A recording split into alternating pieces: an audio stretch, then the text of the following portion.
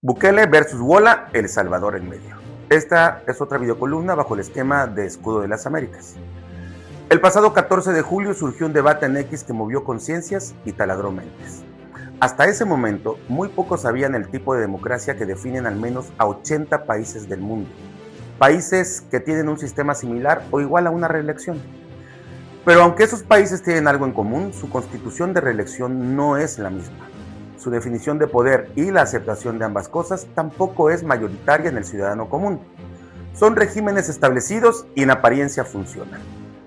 El debate en X, más que educar al ciudadano, lo confundió, porque tanto el presidente de El Salvador como la representante de la Oficina de Washington para Asuntos Latinoamericanos dijeron verdades a medias.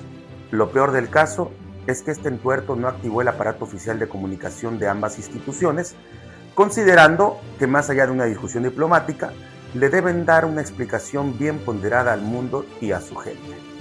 Esa es la razón de esta videocolumna, y parto de una sencilla pregunta. ¿La democracia se define por el tiempo que permanece un gobernante en el poder o por los límites que conserva ese poder mientras el gobernante permanece? Vamos a la génesis. El detonante ocurrió después de que el partido político salvadoreño Nuevas Ideas nominara oficialmente a Nayib Bukele para buscar un tercer mandato presidencial en las elecciones del próximo año 2027. Fulminantemente, Carolina Jiménez Sandoval, presidenta de la Oficina en Washington para Asuntos Latinoamericanos, conocida por sus siglas como WOLA, publicó en la red social X una lista provocadora con un claro matiz de controversia. El tuit literalmente decía: países con reelección indefinida en América Latina: Venezuela, Nicaragua, El Salvador. Que quede claro, o mejor dicho, que quede muy claro en qué club entró ahora Nayib Bukele.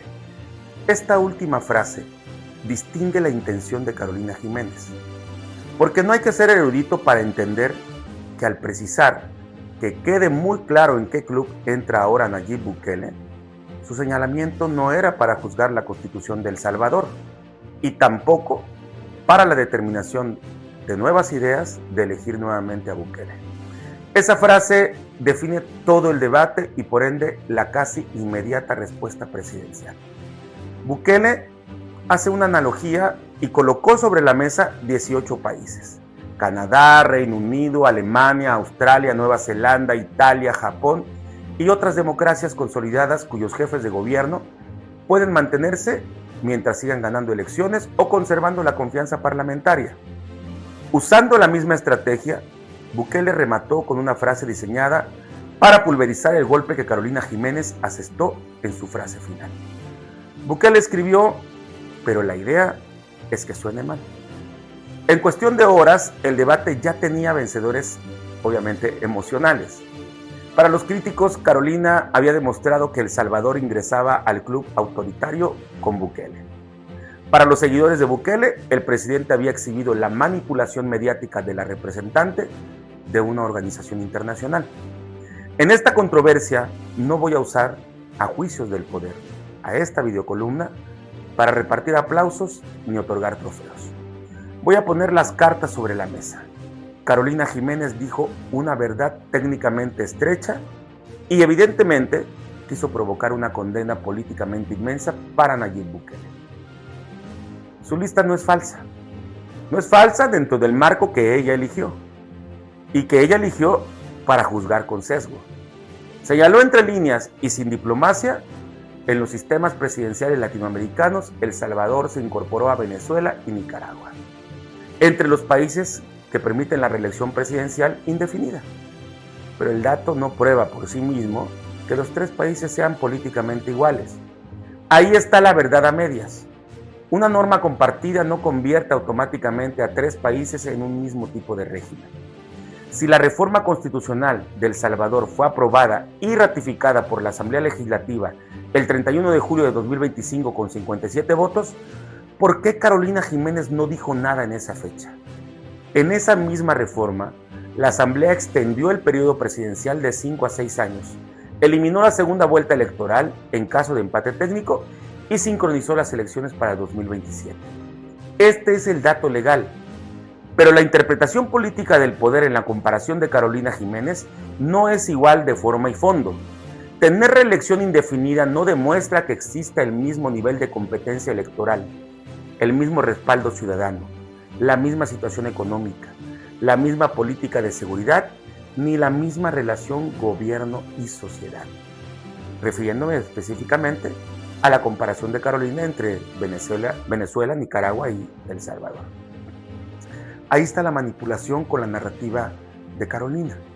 Ella afirmó tácitamente que Nayib Bukele es Nicolás Maduro y Daniel Ortega y que El Salvador es Venezuela y Nicaragua.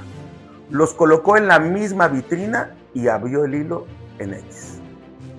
Ahora vamos a analizar el tuit de Nayib Bukele.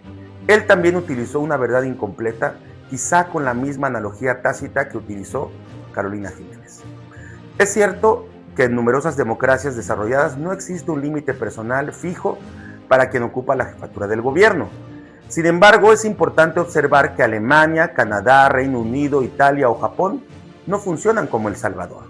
En esos sistemas, el primer ministro o canciller depende de un parlamento, y los parlamentos no representan tangiblemente al pueblo, aunque constitucionalmente sí. Los parlamentos responden en su mayoría a élites de sectores. Un presidente, primer ministro o canciller en ese tipo de democracias puede caer por una moción de censura, puede perder una coalición, puede ser sustituido por su propio partido, puede quedarse sin mayoría antes de terminar el periodo, y en cambio El Salvador es eminentemente presidencialista, como México, Estados Unidos y Costa Rica, entre muchos otros países.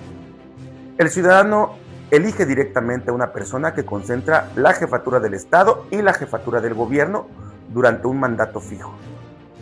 Y aquí es obviamente donde considero que se tiene que hacer una pregunta correcta, porque no es únicamente cuántos años puede permanecer alguien en el poder presidencial.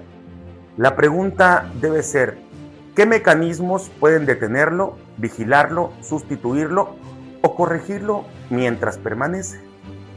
Carolina Jiménez comparó con intención clubes autoritarios y dictatoriales. Bukele comparó hábilmente reelecciones. Pero ninguno de los dos explicó completamente la arquitectura del poder y sus diferencias en esos 80 países del mundo que gobiernan con mandatarios en periodos indefinidos.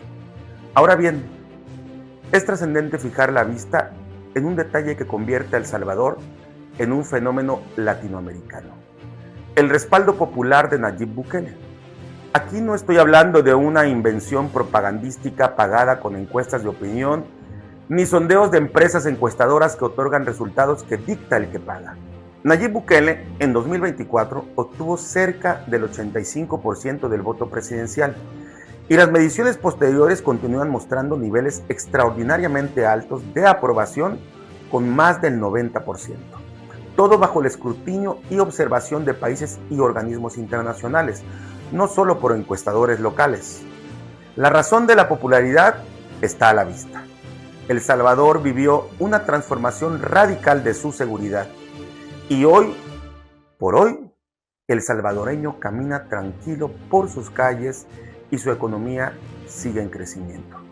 Comunidades que durante décadas estuvieron sometidas por las pandillas recuperaron calles, negocios, escuelas, horarios y libertades cotidianas. Ese resultado tiene un peso humano que no puede borrarse desde un escritorio en Washington y que otorga votos, obviamente. Ante esos datos también existen otras tesis y antítesis. Los resultados no convierten toda decisión en incuestionable, y de ahí se deriva el debate moral contra Bukele. La Comisión Interamericana, por ejemplo, ha reconocido la reducción significativa de la violencia, pero también ha advertido sobre la prolongación del régimen de excepción, las detenciones arbitrarias y las garantías del debido proceso, además del trato que consideran inhumano en la cárcel llamada Secot y que Bukele justifica con justicia social. No existe un estudio tangible de cuántos están en contra o a favor del método de seguridad de Bukele, pero lo incuestionable es que dentro y fuera de El Salvador, la mayoría de los ciudadanos salvadoreños tienen afinidad al resultado de seguridad y paz que se vive en este país de Centroamérica. Las dos realidades existen y existen al mismo tiempo. Negar los resultados de seguridad es propaganda en contra, pero también negar las preocupaciones institucionales lo sería. Y aquí en este preciso instante, me voy a separar de la pelea ordinaria entre bukelistas y antebukelistas. La popularidad demuestra legitimidad social, pero la legitimidad social no sustituye automáticamente los límites institucionales.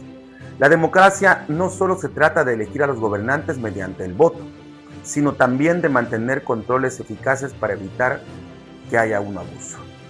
Y obviamente se tiene que garantizar que el poder siempre sirva al pueblo y rinda cuentas de sus actos. Y aquí subrayo una comparación que muchos utilizan con ligereza. Singapur. Singapur es un país diminuto que transformó su seguridad y economía en potencia mundial, basando su gobierno en el poder central de un hombre y su régimen. Y entonces aquí la pregunta es, ¿puede El Salvador convertirse en el Singapur de Occidente, o sea, de América? La respuesta no depende únicamente de mantener durante muchos años a Nayib Bukele. Singapur no se transformó solo por la continuidad de Lee Kuan Yew. Su régimen construyó un servicio público profesional, una estrategia económica de largo plazo, educación vinculada al desarrollo, apertura comercial, combate sistemático contra la corrupción, reglas previsibles, instituciones capaces de ejecutar políticas más allá de una sola persona. Entonces, bueno, es cierto, la continuidad dio tiempo para que Lee Kuan Yew construyera todo eso. Pero fueron las instituciones las que convirtieron ese tiempo en un desarrollo pleno. Ese es el verdadero reto y examen histórico para Nayib Bukele. No tiene que demostrar que puede seguir ganando elecciones, eso ya lo demostró. Después del 2027, tendría que demostrar que puede transformar su enorme autoridad personal en un Estado competente que funcione incluso el día en que él ya no esté. Porque un proyecto que depende completamente de un hombre puede ser poderoso, pero todavía no es una doctrina de Estado. Y dicho esto, voy a continuar con algo igualmente importante. Después del tuit de Nayib Bukele y de Carolina Jiménez, ¿qué institución o qué área de comunicación dio explicaciones al ciudadano? ¿Dónde está el documento oficial que compare los sistemas de gobierno con seriedad para que el ciudadano lo comprenda? ¿Dónde está el informe jurídico que responda a la jurisprudencia interamericana? ¿Dónde está la explicación diplomática sobre las garantías electorales, la fiscalización del poder, la competencia política y el horizonte institucional de la reforma que aprobó la Asamblea en 2025? ¿Dónde está, pues, la doctrina salvadoreña? Porque una tendencia en tweet o X puede durar 24 horas, pero un informe de una organización internacional o de la presidencia salvadoreña puede circular durante años entre embajadas, organismos multilaterales, inversionistas, universidades, agencias calificadoras y medios extranjeros. El presidente Nayib Bukele puede que haya ganado el tuit. Es más, muchos consideran que lo ganó. Pero ¿dónde está el expediente? Porque un país que ha cambiado de manera tan profunda no puede depender exclusivamente del talento comunicativo de su presidente. La genialidad táctica neutraliza ataques, pero la estructura institucional construye legitimidad internacional. Un tuit puede derrotar a un adversario en las redes sociales, pero no reemplaza cartas u oficios institucionales, no reemplaza diplomacia, no reemplaza datos auditables, no reemplaza una teoría constitucional y no reemplaza una visión de Estado. El veredicto aquí, por todo lo que he dicho, es simple. Carolina Jiménez utilizó una comparación descriptivamente correcta, pero narrativamente cargada, para colocar a El Salvador y a su presidente junto a dos regímenes profundamente autoritarios y criminalmente cuestionados. Nayib Bukele respondió con una comparación políticamente eficaz, pero institucionalmente incompleta, porque los primeros ministros parlamentarios no concentran el poder de la misma manera que un presidente. Carolina simplificó a El Salvador, Bukele simplificó al mundo. Y entre ambas simplificaciones quedó abandonada la pregunta fundamental. ¿Qué clase de modelo político está construyendo realmente El Salvador? Algo como Venezuela o Nicaragua no se puede afirmar solamente porque permita la reelección indefinida. Tampoco se puede considerar como Alemania únicamente porque celebre elecciones.